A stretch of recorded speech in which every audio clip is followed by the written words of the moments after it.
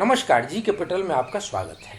आज एपिसोड 26 में FST 001 की खंड 4 के इकाई 17.3 से आगे की स्टडी की जाएगी। इसके पहले के 25 एपिसोडों में पूर्व की सभी इकाइयों का विस्तृत विवरण दिया जा चुका है। तो आइए शुरू करते हैं। इकाई 17.3 ऊर्जा एक गैर परंपरागत नवीकरणीय संसाधन।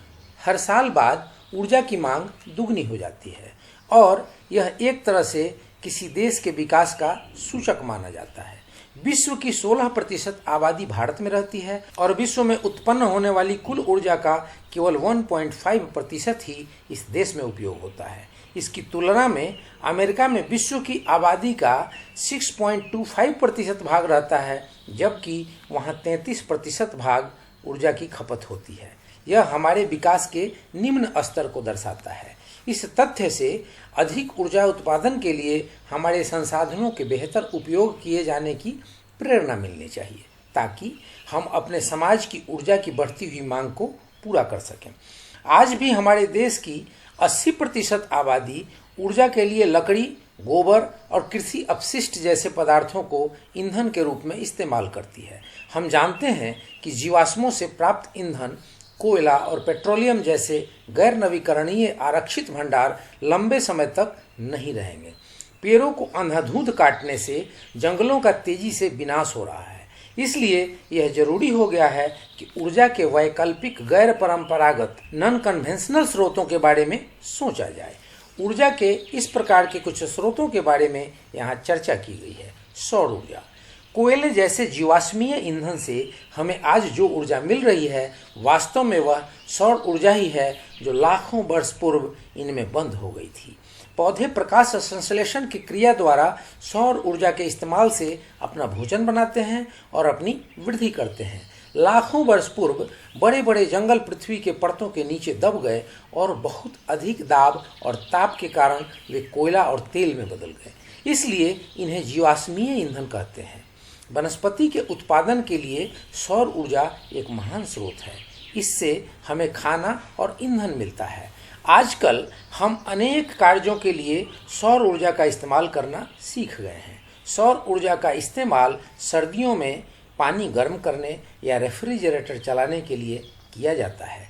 ठंडे प्रदेशों में सौर ऊर्जा कमरे को गर्म करने के लिए काम में लाई जा सकती है। इसे फोटो सेल की मदद से वाहनों को चलाने और गलियों में रोशनी करने के लिए बिजली उत्पन्न करने के काम में लाया जा सकता है। राजस्थान जैसे रेगिस्तान में पृथ्वी की सतह को 200 वाट्स प्रति वर्ग मीटर प्रति घंटे की दर से सौर ऊर्जा मिलती है। ऊर्जा का यह एक ऐसा स्रोत है जो कभी धोखा नहीं देता। इसलिए सौर ऊर्जा का भरपूर लाभ उठाने के लिए सस्ते और अच्छा काम करने वाले फोटो सेल या फोटोवोल्टिक उपकरण बनाना बहुत लाभकारी होगा। सौर ऊर्जा की विशेषता यह है कि जहां आवश्यकता हो इसे वहीं उत्पन्न किया जा सकता है। खाना बनाने के लिए बहुत से घरों में सोलर कुकर काम में लाया जाता है। फोटो सेल भी अब आम तौर पर इस्तेमाल में लाए जा रहे हैं। हालांकि अभी इनकी कार्य क्षमता बढ़ाई जाने के साथ साथ इनकी कीमतें भी कम करना आवश्यक है। पवन ऊर्जा। सौर ऊर्जा की ही तरह वायु के बहाव को यांत्रिक ऊर्जा प्राप्त करने के लिए काम में लाया जा सकता है। इस ऊर्जा से कुओं या नदियों से पानी निकाला जाता है। हवा के बल से यदि एक बार पवन चक्की घूमना शुरू कर दे तो यह एक जनरेटर को चलाकर विद्युत ऊर्जा उत्पन्न करने लगेगी।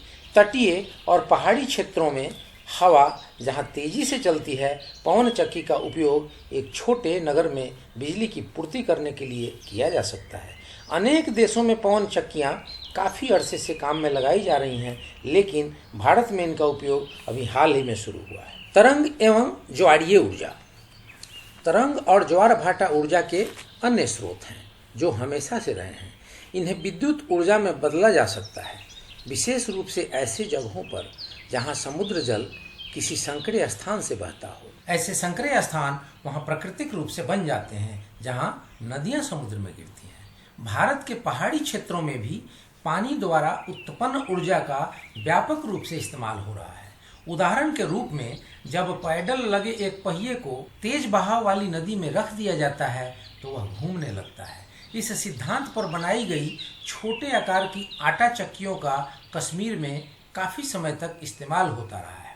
वास्तव में बड़े जल विद्युत बिजली घर इसी सिद्धांत पर काम करते हैं। एक प्राकृतिक या कृत्रिम जल प्रपात से एक आधुनिक किस्म की पैडल युक्त पहिए को घुमाया जाता है। इन पहियों को टरबाइन कहते हैं और इनके घूमने से बिजली उत्पन्न होती है। भूतापीय ऊर्जा, गर्म पानी के चश्मों का गर्म पानी और अतितप्त भाप एक प्राकृतिक स्रोत है जिसे बिजली बनाने के काम में लगाया जा सकता है। हमारे देश में ऐसे 46 जलपातीय क्षेत्र हैं जहां चश्मों के पानी का ताप 150 डिग्री सेंटीग्रेड से भी अधिक है। इन गर्म चश्मों को बिजली बनाने के काम में लाया जा सकता है और उस बिजली से घरों को और सब्जियां उगाने के लिए कांच घरों को गर्म किया जा सकता है। परमाणु ऊर्जा, कोयला और पेट्रोलियम जैसे हमारे गैर नवीकरणीय संसाधनों के तेजी से कम होने के कारण और बिजली घरों में जलने वाले कोयले से होने वाले प्रदूषण के कारण ऊर्जा प्राप्त करने के लिए दूसरे संसाधनों के उपयोग पर जोर दिया जा रहा है। परमाणु ऊर्जा का उपयोग पहले ही बम बनाने के लिए हो चुका है, इसलिए परमाणु ऊर्जा को नियंत्रित ढंग से इस्तेमाल करने का प्रयास किया जा रहा है। परमाणु ऊर्जा का उत्पादन न्यूक्लियर रिएक्टर में होता है। न्यूक्लियर रिएक्टर में ऊष्मा उत्पन्न होती है जिससे भाप बनाई जाती है और इस भाप से विद्युत उत्पन्न करने वाले टरबाइनों और जनरेटरों को घुमाया जाता है। यह मालूम किया गया है कि 1 किलोग्राम प्राकृतिक यूरेनियम, जिसे 238U लिखा जाता है, से 35,000 किलोग्राम कोयले के बराबर ऊर्जा उत्पन्न होती है। इस प्रकार यूरेनियम जैसे परमाणु ईंधन से ऊर्जा का बहुत अच्छी तरह से उत्पादन हो सकता है, क्योंकि इसमें प्रतिदिन कोयले या डीजल की भारी खपत नहीं होती है। इसलिए इस ऊर्जा को प्राप्त करना आसान है। यह आवश्यक है कि न्यूक्लियर रिएक्टर आबादी वाले इलाकों से बहुत दूरी पर स्थित हों। इन्हें कड़े सुरक्षा नियंत्रण में चलाया जाना चाहिए ताकि रेडियोधर्मी पदार्थों का गलती से भी रिसाव न हो। अपशिष्टों का निपटान भी सावधानी पूर्वक करना चाहिए। भारत में ऊर्जा की बहुत कमी है और आप सभी लोग पावर कट या लोड शेडिंग से भली भांति परिचित होंगे। ऊर्जा की हमारी कुल ज़रूरत को पूरा करने के लिए हमारे पास अनेक न्यूक्लियर रिएक्टर लगाने की योजनाएं हैं। बायोगैस, अपने पशुओं के गोबर से बायोगैस के उत्पादन के बारे में जरूर सुना होगा। यह गैस खाना पकाने के लिए इस्तेमाल होती है। जल हायासिंथ, जल लेट्यूस, सेल्विनिया, हाइड्रिला, डकवीड और शैवाल जैसे जल वनस्पतियाँ गोबर के बदले में काम में लाई जा सकती हैं। बायोगैस न केवल खाना बनाने के काम में लाया जा सकता है, बल्कि इसका उपयोग भाप बनाने के लिए भी किया जा सकता है। इस भाप को कारखानों में इंजन या मशीनों को चलाने में अथवा बिजली पैदा करने के लिए टरबाइनों को चलाने में काम में लाया जा सकता है। यह देखा गया है कि बायोगैस के बड़े बड़े संयंत्र कई परिवारों तथा छोटे छोटे गांवों की भी आवश्यकताएं पूरी कर सकते हैं। गैस उत्पादन के बाद में जो अवशेष बचता है उसे खाद के रूप में उपयोग किया जा सकता है। इसलिए यह भी ऊर्जा प्राप्ति का एक किफ़ायती तरीका है। यही वजह है कि चीन या हिंदुस्तान जैसे देशों के ग्रामीण क्षेत्रों में हजारों लाखों बायोगैस संयंत्र लगाने के भारी प्रयास किए जा रहे हैं। विभिन्न प्रकार के संसाधनों के बारे में अध्ययन करने के बाद अब आप इन संसाधनों के खोज करने के तरीकों के बारे में जानना चाहेंगे। 17.4 संसाधनों की खोज। संसाधनों की खोज जटिल तकनीकों द्वारा की जाती है जो किसी संसाधन विशेष के भौतिक, फिजिकल, रासायनिक, केमिकल और जैविक, बायोलॉजिकल गुणों पर निर्भर करती है। आजकल हमारे देश में संसाधनों की अधिकतर खोज वायुयानों या उपग्रहों से लिए गए फोटोग्राफों तथा दूर संवेदी विधि से इन यानों पर लगे संवेदकों, सेंसर्स द्वारा प्राप्त आंकड़ों का विश्लेषण करके की जाती है। आप संसाधनों की खोज करने की विधियों के बारे में जानना चाहेंगे। 17.4.1 परंपरागत विधियाँ। पुराने ज़माने में खनिजों या पेट्रोलियम की खोज एक संयोग की बात थी। जब लोग पानी के लिए या घर बनाने के लिए ज़मीन की खुदाई करते थे तभी उन्हें पृथ्वी में छुपे हुए खजानों का पता चलता था। कभी कभी खेत जोतते समय भाग्य से किसान को कीमती धातु और खनिज मिल जाते थे, लेकिन इस तरीके से वे खनिजों की केवल उसी संपदा को ढूंढ पाते थे जो जमीन की सतह से थोड़ा ही नीचे होती थी। अब छुपे हुए संसाधनों की सिलसिलेवार खोज के लिए अनेक तकनीकें काम में लाई जाती हैं, और जब आरंभिक सर्वेक्षणों से यह संकेत मिल जाता है कि जमीन के नीचे किस स्थान पर क्या है और कितनी मात्रा में मिलने की संभावना है, तभी उस स्थान की ड्रिलिंग या खुदाई की जाती है। 17.4.2 सुदूर संवेदी विधि सिद्धांत। किसी दूर जगह से, जैसे कि वायुयान या उपग्रह से, मिट्टी, पानी, वनस्पति और खनिज आदि जैसे पृथ्वी की वस्तुओं के बारे में जानकारी इकट्ठी करने के तरीके को सुदूर संवेदी विधि कहते हैं। इस तकनीक से हम न केवल विभिन्न संसाधनों के ठिकानों का पता लगा सकते हैं, बल्कि उनकी मात्रा और गुणवत्ता के बारे में भी जानकारी हासिल कर सकते हैं। किसी वायुयान में लगा हुआ कैमरा सबसे साधारण उपकरण है जो पृथ्वी के बड़े क्षेत्रों के सिलसिलेवार फोटो लेता है। उपग्रहों में टेलीविज़न कैमरे फिट किए जा सकते हैं और ये पृथ्वी पर बादलों, पानी, वनों या भवनों के चित्र लेकर उनके बारे में विस्तृत जानकारी देते हैं। सुदूर संवेदन की ये दोनों विधियां प्रकाशीय विधियां कहलाती हैं, क्योंकि इन कैमरों द्वारा दिखाई देने वाला प्रकाश इस्तेमाल होता है। इसके अलावा उपग्रहों से रेडियो तरंगें भी भेजी जा सकती हैं और यह देखा जा सकता है कि किस प्रकार ये तरंगें पृथ्वी की सतह से परावर्तित होती हैं या फिर वहीं अवशोषित हो जाती हैं। प्रायः अध्ययनों के लिए ऐसी तरंगें काम में लाई जाती हैं जिनकी तरंग दैर्घ्य कुछ ही सेंटीमीटर होती है। इन्हें सूक्ष्म तरंगें कहते हैं। इन सूक्ष्म तरंगों की विशेषता यह है कि ये बादलों का भेदन कर सकती हैं और परावर्तित होकर बादलों को पार करके उपग्रह तक वापस पहुंच जाती हैं। इसी प्रकार उपग्रहों से अवरक्त किरणों के रूप में संकेत भी भेजे जा सकते हैं और उनके परावर्तन से परावर्तित करने वाले सतह के विषय में अध्ययन किया जाता है। जल संसाधनों का सुदूर संवेदन। सबसे छोटी ज्ञात तरंग दैर्घ्य वाली रेडियो तरंगों को गामा किरणें कहते हैं। ये कई तत्वों के परमाणुओं से मिलती है।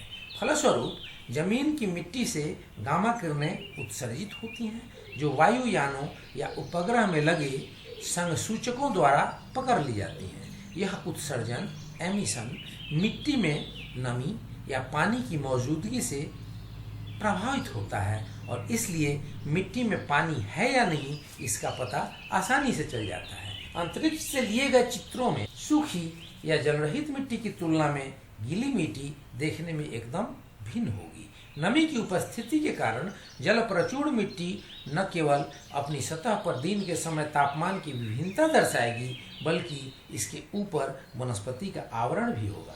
गीली मिट्टी पर उग रही वनस्पति के प्रकार, सघनता और प्रतिमान के विश्लेषण से संभावित भूमिगत जल के ठिकाने का पता लगाने में मदद मिलती है। इसी प्रकार गर्म पानी के चश्मों के कटिबंधों को पहचाना जा सकता है जो तापीय व अरक्त संसूचकों से स्पष्ट दिखाई देते हैं। वनस्पति का आवरण का सर्वेक्षण।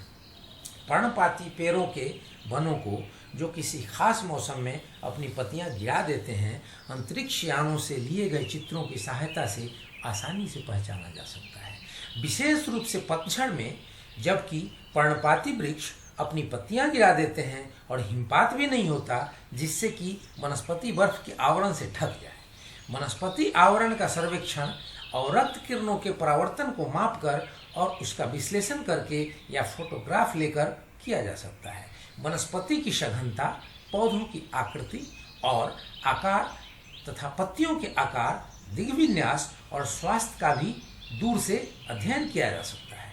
पर्णपाती वृक्षों की मौसमी वृद्धि का प्रतिमान चीर और देवदार जैसे शंकुधारी वृक्षों से अलग हैं और अंतरिक्ष यानों से प्राप्त फोटो से इस अंतर का पता लग जाता है।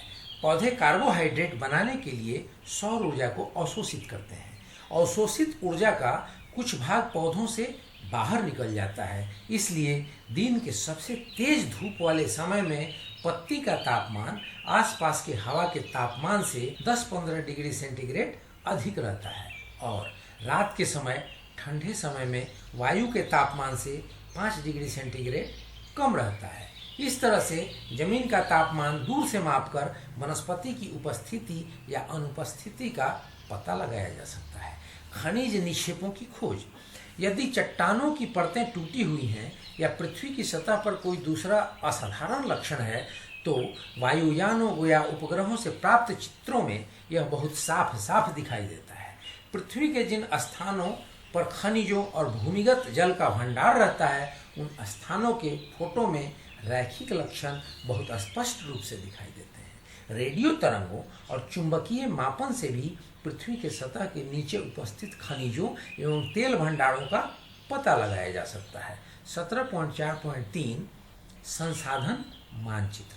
आमतौर पर विभिन्न प्रकार के संसाधनों के आधार पर अनेक प्रकार के मानचित्र तैयार किए जाते हैं। इनमें से कुछ इस प्रकार हैं। मृदा मानचित्र। इनमें मिट्टियों के प्रकार, उनके संघटक और जैविक उत्पादकता को दर्शाया जाता है। खनिज मानचित्र।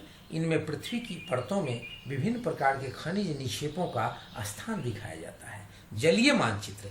ये मानचित्र भूमिगत जलभरों की उपस्थिति दर्शाते हैं, अर्थात वह पानी जो चट्टानों के बनते समय उनमें रह गया था और जिसे हम इस्तेमाल कर सकते हैं। इस प्रकार प्राप्त पानी की मात्रा का उस स्थान की जल सारणी द्वारा पता चलता है।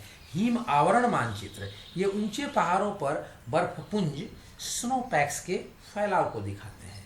संसाधन मानचित्र। विभिन्न संसाधनों जैसे जल, खनिज, वन, वनस्पति और कई प्रकार की जमीनों आदि का मानचित्रण विभिन्न तकनीकों द्वारा किया जाता है। संसाधनों के मानचित्र से यह जानना संभव हो गया है कि जमीन में किस प्रकार अधिक से अधिक लाभ उठाया जा सकता है।